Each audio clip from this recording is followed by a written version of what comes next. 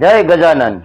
મિત્રો, ગણપતિના વિસર્જનના દિવસે એક દીકરો એના પપ્પાને કહ્યું, પપ્પા, આપણે ગણપતિ દાદાની મૂર્તિ દર વર્ષે લાવીએ છીએ, 10 દિવસ સુધી સેવા કરીએ છીએ, પૂજા કરીએ છીએ, શણગાર કરીએ છીએ, પણ આપણે એને પાણીમાં કેમ છોડી દઈએ છીએ, એનું વિસર્જન કેમ કરી નાખીએ છીએ, એનો સાચો અર્થ શું? પપ્પાએ એ દીકરાના ખભા ઉપર હાથ રાખીને કહ્યું કે વિસર્જનનો સાચો અર્થ છોડવું થાય. જેમ ગણપતિ દાદાની મૂર્તિ પાણીમાં સમાઈ જાય છે, એમ આપણા જીવનમાં ક્રોધ, દુઃખ, અહંકાર અને લાલચને છોડવી જોઈએ. વિસર્જન આપણને યાદ અપાવે છે કોઈ પણ વસ્તુ કાયમ માટે નથી, ન સંપત્તિ, ન શરીર, ન આનંદ, ન દુઃખ કે ન સુખ. જેમ ગણપતિ દાદા માટીમાં સમાઈ જાય છે, એમ આપણે પણ એક પ્રકૃતિનો હિસ્સો છીએ.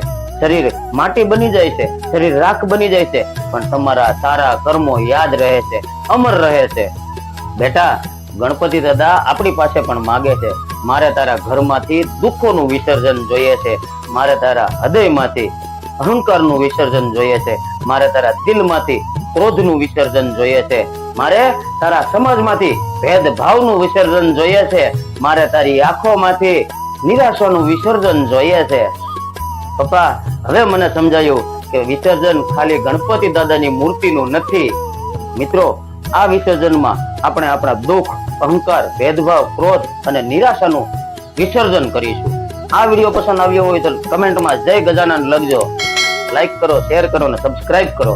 ધન્યવાદ.